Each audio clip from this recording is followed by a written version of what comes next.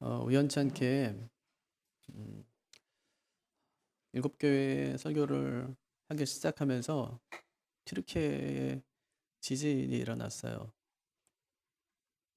그래서 저는 개인적으로 참 많은 생각을 하게 됐습니다. 원래 2000년 전에 튀르키예는 굉장히 강성한 나라였었거든요. 그때도 지진이 아주 큰 지진이 두 차례 났었습니다. 그런데 로마의 도움을 받지 않아도 얼마든지 피해를 복구할 만큼 능력 있는 나라였어요. 근데 지금 지진이 일어나고 난 걸 보니까 잘 복구가 안 돼요. 워낙에 큰 피해를 당한 거죠. 진도 7.8의 지진에 약 200만 명 정도의 이재민이 생기고 피해금만 해도 130조에 달하고 이 사람들을 오갈 데 없는 사람들을 다 집을 주려니까 집도 못 주고 그러니까 4만 명 정도만 집을 어떻게 해줬는데 나머지는 지금도 텐트에서 지낸답니다. 한 달이 지났는데 많이 춥겠죠. 뭐 도와주려면은 뭐 돈이 있냐? 없어요. 우리나라에 만약에 그런 피해가 생겼다고 생각해 보십시오. 그러면 아마 우리도 그렇게 많은 도움을 주지 못할 거예요. 근데 그 나라는 우리보다 경제 수준이 한 3분의 1밖에 되질 않아요. 그러니까 도움의 손길을 이렇게 주는 것이 굉장히 쉽지 않게 되는 거죠. 그래서 많은 생각을 하게 돼요. 이 세상의 인류, 이 역사라는 것이 그냥 돌고 돌면서 어느 때는 강성하기도 하다가 어느 때는 또 약해지기도 하다가 하는 곳인데 어쩌면 지금 우리가 잘 살기 때문에 앞으로도 우리가 계속해서 잘 살겠지 하고 생각하는 것은 아닌가 하는 생각이 많이 듭니다. 요즘에 이제 인구 얘기 많이 하니까 우리나라는 벌써 이제 뭐 세계에서 가장 아이를 낳지 않는 그런 나라 아닙니까? 그러니까 세계에서 가장 급격하게 지금 자연적 소멸이 일어나고 있는 나라예요. 그냥 가만히 두면 우리 스스로가 그냥 멸망해 버리고 마는 그런 나라에 지금 우리가 살고 있는 거예요. 세상은 지진으로 인해서 막 흔들리기도 하지만 또 우리가 삶에 있어서 우리의 삶을 통해서 또 우리가 또 해야 되는 일들, 또 하나님께서 우리에게 하신 그 명령들을 지키며 해야 될 일들이 있는데 그것을 하지 못해서 스스로가 이제 멸망길로 이제 치닫고 있는 그런 일들도 우리 주변에서 또 우리에게서 얼마든지 일어날 수 있다는 것을 우리는 꼭 기억해야 됩니다. 이상하게 일곱 교회 중에 잘 사는 지역에 있는 교회들이 힘이 약해요. 4대 교회 그렇더니 라우디게아 교회가 그렇습니다. 지금으로 하면은 어쩌면은 이 라우디게아 교회는 튀르키예의 강남에 심겨진 교회와도 같은 그런 교회였어요. 부족한 게 없는 교회였죠. 그 지역은 금융 산업이만 발달하고 또 뭐 의과 대학이 발달하고 전 세계에 막 의약품을 보급하는 정도로 그런 나라였습니다. 아주 강성한 그런 지역이었었는데 그 지역에 있는 교회를 주님께서 보시면서 하시는 말씀이 칭찬이 아니었어요. 그들은 어쩌면 강남에다가 교회를 번듯하게 세워놓고 나는 부자다. 부유해서 부족한 것이 없다. 이렇게 자랑하는 교회였었는데 주님께서 그 교회를 보시더니 칭찬은 없고 책망만 있어요. 왜 그럴까? 왜 교회가 그 지경까지 이제 몰리게 됐을까? 저는 그 교회 모습 보면서 이게 한국 교회 모습 아닐까 하고 생각해요. 부족한 게 없어요. 너무 부유해요. 혹시 우리 스스로는 우리가 신앙생활을 열심히 했기 때문에 하나님께서 한국 교회에 복을 주셨다고 생각할지 모르지만 주님의 평가는 어떨까 하고 생각하는 것이죠. 우리가 지난주에 나눴던 빌라델비아 교회는 자꾸 능력이 없어요. 주님께 칭찬만 받아요. 왜냐하면 그들이 작은 능력으로 내 말씀을 지켰다. 내 이름을 배신하지 않았다. 그 두 가지 이유 때문이었어요. 라우디게아 교회가 자기는 자랑하는 것이 나는 부자다라고 했지만 그는 칭찬받지 못해요. 왜냐? 빌라델비아 교회에 나왔던 하였던 그 두 가지를 그 교회가 하지 못한 것입니다. 빌라델비아 교회하고 라우디게아 교회는 이웃교회라고 하기에는 조금 멀긴 하지만 같은 지역에 있는 교회입니다. 같은 나라 한 나라 안에 있는 교회라고요. 초대교회 대표적인 교회로 꼽혔던 그 나라들 중에 그 교회들 중에 하나였습니다. 그러니까 어쩌면은 빌라델비아 교회가 어려움을 당할 때 라우디게아 교회가 외면했는지도 몰라요. 우리 교회만 잘하면 되지. 우리 교회가 복받은 것은 우리 열심히 일을 했기 때문이고 하나님께서 복을 주셨기 때문이고 신앙적으로 우리가 우위에 섰기 때문이지. 빌라델비아 저놈들 자기 그냥 잘난 척하며 살지만 저게 뭐냐. 기복주의 신앙의 가장 이렇게 뭐 핵심이라고 할 수 있는 게 뭐냐면 그게 이제 가장하고 찾아오는 게 뭐냐면 나만 위해서 돈을 버는 게 아니라는 거예요. 하나님 돈 주세요. 왜요? 왜 줘야 되는데 그래야 내가 이웃을 돕죠. 이거라는 거예요. 우리 보통 그렇거든요. 하나님 돈 주세요. 왜? 그래야 내가 구제도 하고 선교도 하고 주의를 하죠. 돈 없으면 못하니? 돈 없는데 어떻게 해요? 네. 기복주의 함정이죠. 지금 라우디게 교회가 지금 그런 상황에 처했다고 주님께서 말씀하십니다. 그리고 그 교회를 찾아가시는 거예요. 주님께서 교회를 찾아가실 때 항상 그 교회마다 자신이 어떤 분인지를 먼저 이야기하시는 게 있었어요. 주님께서 에베소 교회를 찾아가시면서 오른손에 7뼈를 들고 7 금촛대를 다니시는 이라고 말씀하시면서 내가 처음 행위를 버렸기 때문에 처음 사랑을 버렸기 때문에 내가 네 촛대를 옮기겠다. 그렇게 말씀하세요. 또 주님께서는 서머나 교회에게 찾아가시면서 처음이요 나중이고 죽었다가 살아나신 이라고 말합니다. 그리고 그 교회에게 말씀하기를 내가 죽도록 충성하면 내가 생명의 관을 내게 주겠다고 말씀하세요. 죽었다가 살아나신 이가 네가 죽도록 충성하면 생명의 관을 주겠다고 말씀하시는 거예요. 라우디게아 교회에 주님께 찾아가시면서 사실 누구라고 말씀하실까요? 14절 보니까 라우디게아 교회의 사자에게 편지하라. 아멘이죠. 충성되고 참된 증인이죠. 하나님의 창조의 근본이신 이가 이르시되 그렇게 말씀하죠. 아멘이시다. 그렇게 말씀하세요. 아멘은 예라는 뜻이죠. 그렇게 되기를 원합니다. 하는 뜻이에요. 주님께서 아멘이라고 하셨던 것은 자신이 하나님의 말씀에 대해서 모든 걸 다 지켰다는 말이에요. 모든 말씀에 순종했다는 말입니다. 그분이 지금 라우디게아 교회에게 찾아가시는 거예요. 왜 찾아가실까요? 나는 하나님 말씀에 죽기까지 순종하였거늘 너희는 그렇지 않았다는 것을 말씀하고 싶으셨겠죠.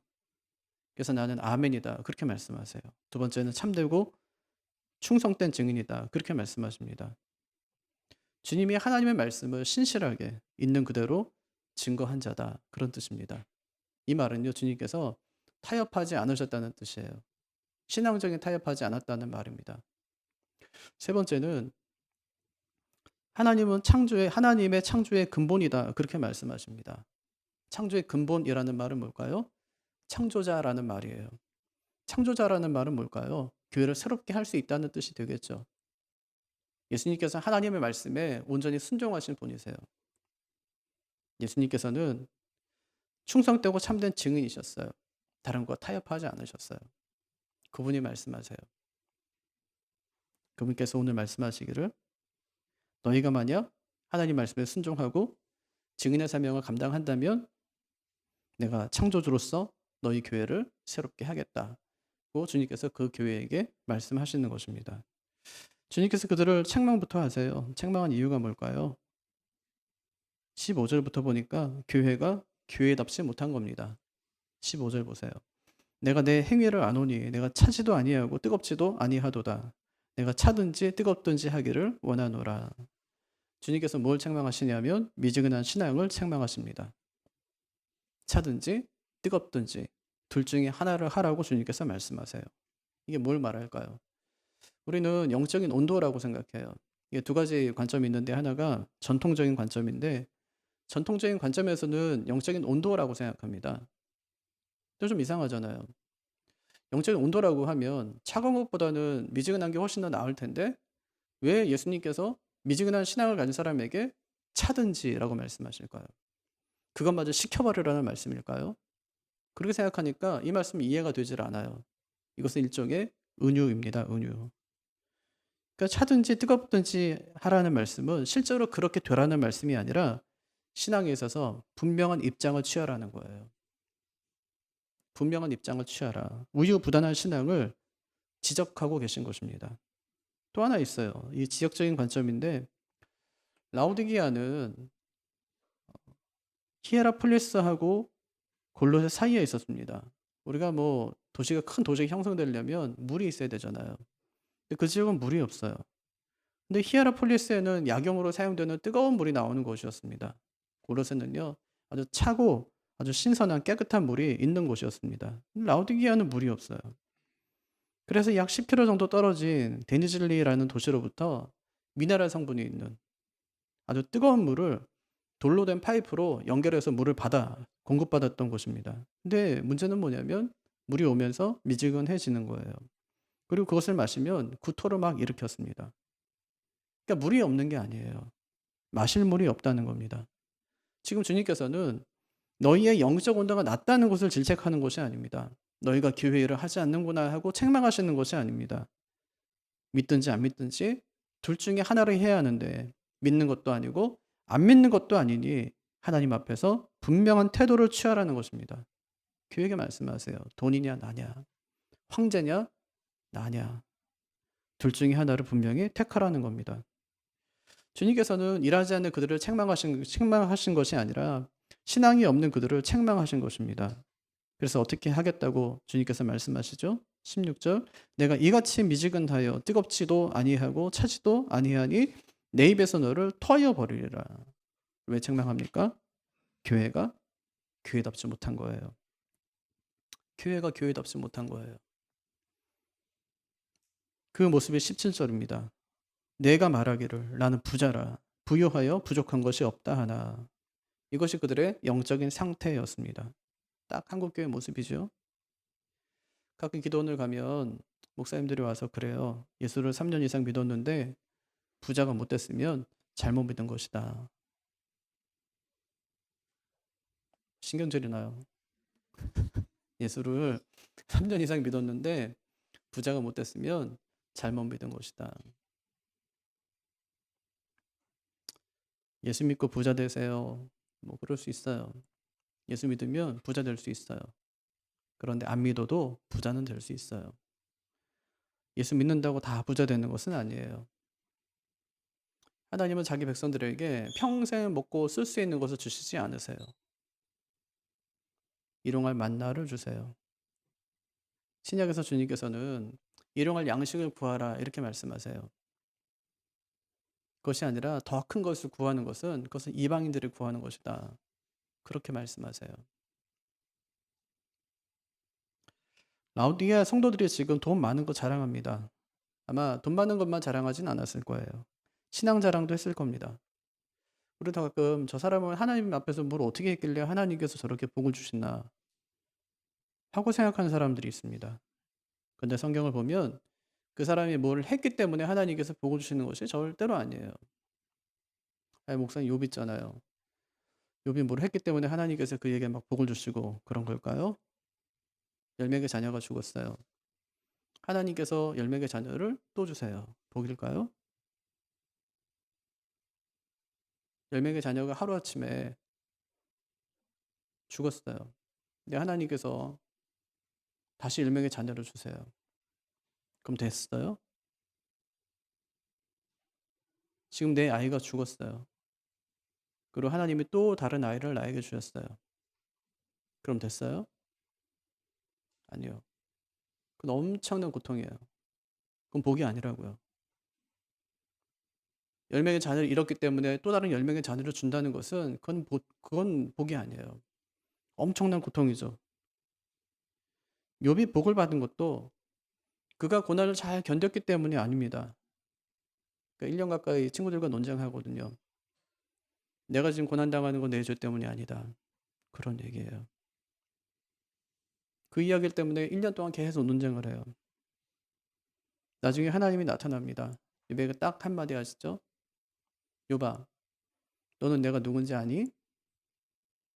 욥이 그 말씀 한마디에 무너져요. 몰랐어요, 하나님 누군지를. 그러니까 42장 3절에서 이렇게 말합니다. 무지한 말로 이치를 가리는 자가 누구니이까? 나는 깨닫지도 못한 일을 말하였고 스스로 알 수도 없고 헤아리기도 어려운 말을 하였나이다. 6절에서 이렇게 말해요. 그러므로 저는 제 주장을 거두어드리고 티끌과 잿더미 위에 앉아서 회개합니다. 그 뒤에 갑절의 복을 받아요. 그가 고난을 잘 견뎠기 때문이 아니에요. 그가 하나님 앞에서 예쁜 짓을 했기 때문도 아니에요. 그가 하나님에 대해 정확히 알고 하나님 바르게 믿었기 때문도 아니에요. 하나님께서 그를 불쌍히 여기신 것이죠. 그에게 필요하기 때문에 하나님께서 그에게 복을 주신 거예요. 족장이니까 여러분, 구약의 족장들은 하나님께서 줘야 돼요. 그래야 땅을 갖거든요. 그래야 민족을 형성하거든요. 그들이 뭘 잘해서가 아니에요. 아브라함이 잘했나요? 이삭이 잘했어요? 야곱이 잘했나요? 천만의 말씀이에요. 엄청 흠결이 많은 사람들이었어요. 다윗이 잘했나요? 아니요. 살인자 아닙니까? 그런데도 하나님께서 그들에게 큰 불을 주세요. 왜냐? 하나님 나라를 형성해야 되기 때문에 그들에게 하나님께서 그렇게 하신 것이죠. 흠결이 있지만 하나님이 사용하기 위해서 그 일들을 이루셨다는 말입니다. 만약에 어떤 사람이 예수를 3년 이상 믿었는데 부자가 못 됐으면 잘못 믿은 것이다 하고 이야기하면서 그런 이야기를 하는 그 목사가 부자가 됐다면 그 목사는 예수 팔아서 부자가 된 거예요. 가짜죠. 잘못됐다는 말입니다. 예수 믿고 부자 될 수 있어요. 하지만 중요한 것은 내 평가가 아니에요. 주님의 평가가 어떠한가 하는 것입니다. 주님께서 라오디게아 교회 어떻게 평가합니까? 17절 내가 말하기를 나는 부자라 부여하여 부족한 것이 없다 하나 이건 네 생각이라는 거예요. 주님 생각은요. 내 곤고한 것과 가련한 것과 가난한 것과 눈먼 것과 벌거벗은 것을 알지 못하는도다. 한마디로 그 교회는 벌거벗은 임금님과 같은 교회예요. 헐벗었어요. 부끄러워하지 않아요. 눈에 보이지 않거든요. 그들은 육적으로 부유할지는 몰라도 영적으로는 어떻다는 거예요? 주님께서 5가지 형용사를 사용하시면서 비참하다 말씀하세요. 곤고한, 비참하다는 말이에요. 가련한, 불쌍하다는 말이죠. 가난한, 눈먼, 벌거벗은 교회다. 그렇게 말씀하세요. 이런 주님의 평가가 얼마나 두렵습니까? 그들이 어떻게 부자가 됐을까요? 우리 교회가 어떻게 하면 부자가 될까요? 땅 장사하면 돼요. 부동산. 헌금 가지고 주식 잘하는 사람에게 맡겨가지고 불리면 돼요. 되겠죠? 투자하면 되니까. 그 당시는 어떻게 했을까요? 협동조합에 가입하면 돼요. 상업활동, 경제활동 할 수 있으면 됩니다. 우상에게 절하면 돼요. 음행하면 됩니다. 황제로 주라고 하면 되는 거예요. 이건 종교적인 행위가 아니라 국가적인 의식이라고 하면 되는 겁니다. 라오디게아 교회요? 어떻게 부자가 됐냐고요? 그거 한 거예요. 교회가 집단적으로. 이건 종교 행위가 아니다. 이건 국가 의식이다. 주님의 평가가 어떨까요? 주님은 서문학교회에게 내가 죽도록 충성하면 내가 생명의 관을 내가 주겠다 이렇게 말씀하십니다. 라오디게아 교회에게는 내가 너를 토해버리겠다고 말씀하세요. 내가 너를 토해버리겠다. 진짜 토할까요? 주님께서 자기 생명의 값을 주고 목숨 값을 주고 세우신 교회인데 주님께서 그 교회가 잘못된 길로 갔다고 토할까요? 아니요. 극단적인 표현을 사용하시지만 그만큼 내 마음 아프다는 얘기고 그들에게 세 가지의 처방전을 내려주십니다. 첫 번째가 사라는 거예요. 사라. 사래요. 뭘 사래요? 18절 내가 너를 권하노니 내게서 불로 연단한 금을 사서 부유하게 하고 흰옷을 사서 입어 벌거벗은 수치를 보이지 않게 하고 안약을 사서 눈에 발라 보게 하라. 3가지 사라고 말씀하시네요. 하나가 금을 사라. 두 번째 흰옷을 사라. 세 번째는 안약을 사라. 그렇게 말씀하세요. 이 3가지는 라오디게아 도시가 자랑하는 것들이었습니다. 금융산업하는 곳, 섬유산업하는 곳, 안약산업하는 곳, 자랑하는 것들이었어요. 그럼 주님께서 앞으로 이 주식의 전망이 좋으니까 여기에 투자해라 이렇게 말씀하신 걸까요? 너희 돈 많지 부자라며 요거 사 세 종목 말씀하신 걸까요? 아니요. 이것은 일종의 은유입니다. 연단한 금을 사라고 먼저 말씀하세요. 순금이 되기까지 재련을 해요. 그럼 불순물이 싹 빠지죠. 금을 사라는 말은 회개하라는 말이에요. 너희를 정결케 하라고 말씀하세요. 흰 옷을 입으래요. 왜요? 지금 벌거벗고 다니고 있거든요. 믿는 것처럼 보이지만 뭐 남들이 볼 때는 아름다운 모습처럼 보이지만 주님 볼 때는 벌거벗고 있거든요. 주님께 흰 옷을 사래요. 계시록에서 흰 옷을 입는 사람들은 24장로, 어린 양의 혼인잔치에 참여하는 신부들, 이런 자들이 입는 옷입니다. 그 옷을 입고 정결하게 될 것을 말씀하는 거예요. 세 번째, 안약을 사라 말씀하세요. 보는 거죠. 영적인 분별력을 가지라 그렇게 말씀하세요. 세 가지 사라 그렇게 말씀하세요. 두 번째 처방전이 있어요. 회개하라는 겁니다. 19절. 물은 내가 사랑하는 자를 책망하여 징계하노니 그러므로 내가 열심을 내라 회개하라. 누구를 징계하신대요? 내가 사랑하는 자, 내가 사랑하는 자. 왜 징계한대요? 참 친아들이기 때문에. 히브리서 12장 8절. 징계는 다 받는 것이오늘 너희에게 없으면 사생자요. 친아들이 아니니라. 왜 징계하세요? 친아들이기 때문에. 어떻게 징계하신대요? 기뻐하는 아들을 징계함 같이 하신대요. 잠언 3장 12절. 대저 여호와께서 그 사랑하시는 자를 징계하시기를 마치 아비가 그 기뻐하는 아들을 징계함 같이 하시느니라. 왜 징계할까요? 뭐 하라고? 열심을 내라고. 뭐 하라고요? 회개하라고. 예.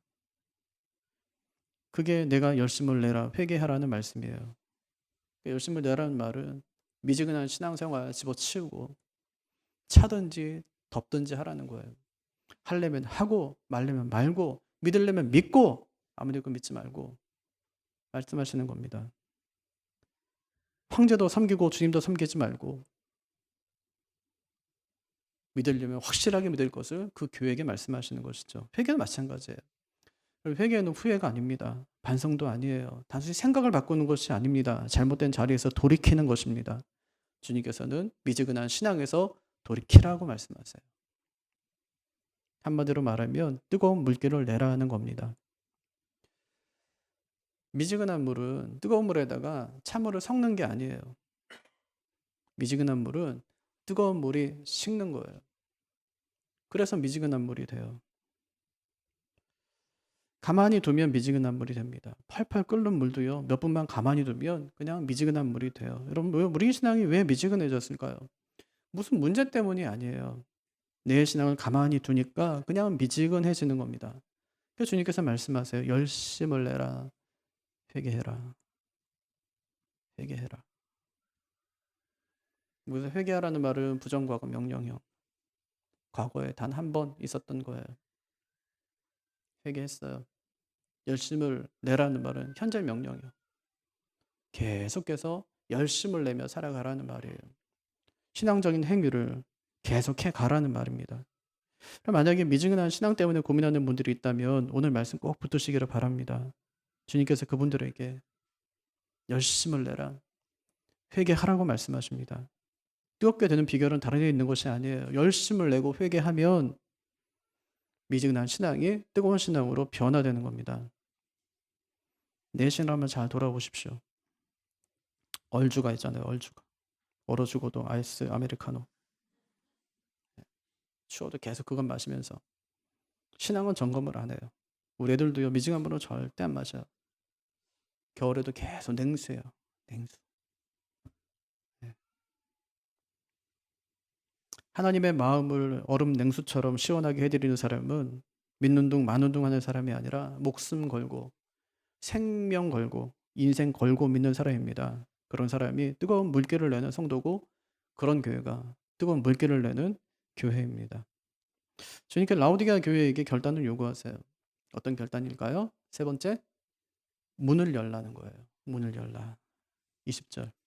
볼지어다 내가 문 밖에 서서 이 문은 어떤 문일까요? 교회 문이에요. 교회 문 밖에 서시는 거예요. 예. 지금 주님께서 문 앞에 서 계세요. 두드리노니. 이건 반복된 행동이에요. 주님께서 계속해서 문을 두드리세요. 왜요? 열면 들어가려고.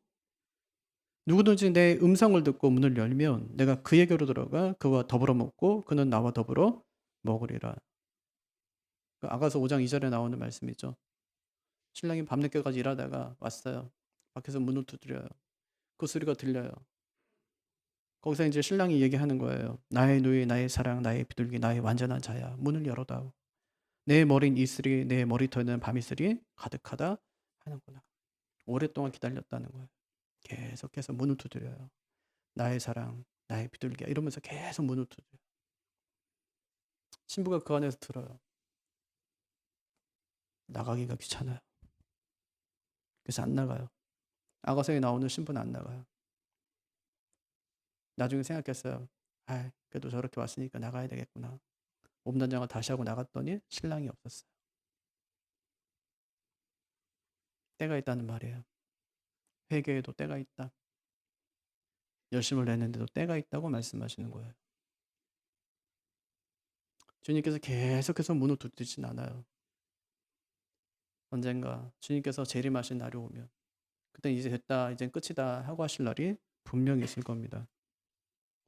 그럼에도 불구하고 여전히 교회를 사랑하시는 그 주님, 내가 너를 토해내고 싶다고 하지만 토할 수 없고, 내가 너를 책망하고 내가 너를 징계하겠다고 하지만 징계할 수 없는 교회를 사랑하신 주님의 모습이 오늘 말씀에 잘 담겨 있는 겁니다.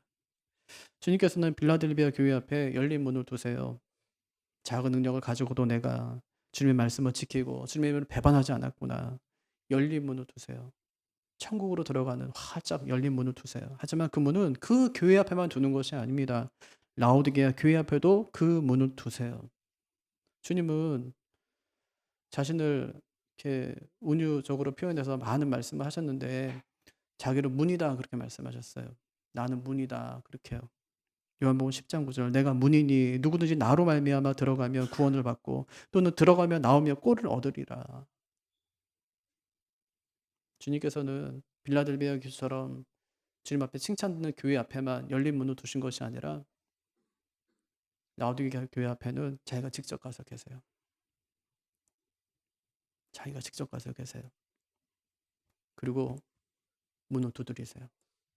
열기만 하면 문이 기다리고 있는 거예요. 그러니 어떻게 해야 될까요? 주님께서 문을 두드리실 때 열린 문을 얼른 문을 우리가 열어드려야 합니다. 누가복음 12장 36절과 37절입니다. 너희는 마치 그 주인이 혼인집에서 돌아와 문을 두드리면 곧 열어주려고 기다리는 사람과 같이 되라. 주인이 와서 깨어있는 것을 보면 그 종들은 복이 있으리로다.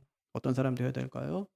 주님께서 문을 두드리실 때 열어주려고 기다리는 사람이 되어야 합니다. 그들의 특징이 뭐예요? 깨어있더라. 깨어있더라. 주님께서 어디 계실까요? 교회 문 밖에 계세요. 교회 문 밖에서 우상에게 열린 너희의 마음의 문을 닫고 나를 향해 너희의 마음을 열어라. 그 주님께서 말씀하시는 것이죠. 주님께서 오늘 내 마음의 문을 두드리실 때 그분께 여러분의 마음의 문을 활짝 열어 드리시기를 바랍니다. 다시 주님을 내 인생의 주인으로 모셔드리고 그분만 섬기고 그분만 사랑하며 사시기를 바랍니다. 그렇게 사는 자에게 주신 약속이 있어요. 주님의 보좌에 함께 앉는데요. 21절. 이기는 그에게는 내가 내 보좌에 함께 앉게 하여 주기를 내가 이기고 아버지 보좌에 함께 앉은 것과 같이 하리라. 내가 내 보좌에 함께 앉게 하겠다는 말은 내 통치권을 공유하겠다 이런 뜻이에요. 내 통치권을 공유하겠다. 마태복음 19장에도 이런 말씀이 있습니다. 예수께서 이르실 때 내가 진실로 너희에게 이르노니 세상이 새롭게 되어 인자가 자기 영광의 보좌에 앉을 때에 나를 따르는 너희도 12보좌에 앉아 이스라엘 12지파를 심판하리라. 통치권을 공유한다는 말은 아담적 지위를 회복시키겠다는 말이에요. 아담이 누구죠? 에덴의 왕이었어요. 에덴의 왕. 근데 그 지위를 왜 뺏겨요? 선악과 시험에서 졌으니까요. 그걸 누가 이겼어요? 예수님이 오셔서 이겨요. 아담의 욕으로 완성하세요. 마지막 아담으로 오신 그분이. 그래서 21절에 보니까 내가 이기고라는 말이 그 말이에요.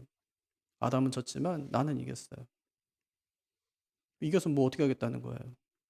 이긴 그것을 나눠주겠다는 거예요. 누구한테? 이기는 자에게. 왜 이겨야 되죠? 아담은 져서 이제 끝났으니까 이기는 자가 그것을 갖는 거예요. 예수님과 공유하는 그 통치권을 갖게 되는 거예요. 아담이 가졌던 그 왕의 통치권을 갖게 되는 겁니다. 이겨야 되는 거예요. 아담은 시험에서 졌어요. 생명나무 열매를 먹고 영원히 살지 못했다고요. 이기는 그는 나중에 아담적인 그런 영광을 갖게 될 거예요. 그 이기는 자가 누구냐는 거죠. 어떤 사람이 이기는 자냐고 하는 겁니다. 어떻게 하면 이길 수 있을까요? 요한일서 5장 4절과 5절 보면 무릇 하나님께로부터 난 자마다 세상을 이기느니라. 세상을 이기는 승리는 이것이니 우리의 뭐래요? 믿음이니라. 예수께서 하나님의 아들이심을 믿는 자가 아니면 세상을 이기는 자가 누구냐? 누가 이기는 자라고요? 예수님이 하나님의 아들이심을 믿는 자. 그가 이기는 자다. 그러면서 주님께서 마지막으로 교회 있는 자는 성령이 교회들에게 하시는 말씀을 들을지어다 라고 말씀하십니다. 말씀을 정리하겠습니다. 라오디게아 교회가 왜 책망을 들었을까요? 교회가 교회답지 못한 거예요. 그래서 주님께서 그 교회를 향해서 차든지 뜨겁든지 하라고 말씀하세요. 어떻게 하면 된다고 말씀하세요? 세 가지 해라. 첫째, 세 가지 사라. 뭐 사래요? 금을 사라. 또요, 흰 옷을 사라. 세 번째, 안약을 사라. 기본적인 준비 갖추라는 말이에요. 두 번째 있어요. 열심을 나라 회개하라고 말씀합니다. 세 번째 있어요. 문을 열라 그렇게 말씀하세요. 이렇게 하는 자가 이기는 자다 그렇게 말씀하시고 그렇게 이기는 자에게 주신 약속이 뭐예요? 내 통치권을 공유하겠다는 거예요. 아담적인 지위를 회복시켜 주겠다는 말입니다. 그래서 하시는 말씀이 처음에는 라오디게아 교회에게 하시는 말씀처럼 하시더니 나중에는 교회들에게 하시는 말씀이다 그렇게 말씀하세요. 우리에게 하시는 말씀이라고 하신 거예요. 우리 어떻게 해야 될까요? 우리도 금과 흰옷과 안약을 사야 합니다. 우리의 삶을 정결하게 해야 돼요. 미직난 신앙 회개하고 다시 열심을 내어서 우리 교회에, 우리 가정에, 우리 심령에 뜨거운 물길이 흐르게 해야 합니다. 그리고 주님께서 우리 교회의 문을 두드리실 때 활짝 열고 주님을 맞아들여야 합니다. 지난 7주 동안 계시록에 나오는 7교회에 대해 살펴보았습니다. 그럼 우리 교회는 어떤 교회가 되어야 할까요? 에베소 교회처럼 처음 사랑을 버리지 말고 회복하는 교회가 되어야 합니다. 서머나 교회처럼 죽도록 충성해서 생명의 관을 얻는 교회가 되어야 합니다. 버가모 교회처럼 순교의 순간이 온다 할지라도 믿음을 저버리지 않는 그런 교회가 되어야 합니다. 두아디라 교회처럼 나중 신앙이 처음 신앙보다 좋은 그런 교회가 되어야 합니다. 사대 교회처럼 어려움 중에도 신앙을 지켜서 생명책에서 이름이 지워지지 않는 그런 교회가 되어야 합니다. 빌라델비아 교회처럼 우리 앞에 천국 문이 활짝 열려 있는 그런 교회가 되어야 합니다. 라오디게아 교회처럼 주님의 두드리심에 무감각하지 않고 교회 문을 활짝 열고 미지근한 물이 아니라 뜨거운 물기를 흘려보내는 그런 교회가 되어야 합니다. 그런 교회가 되기를, 그런 성도가 되기를 주님의 이름으로 축복합니다. 자리에서 일어나셔서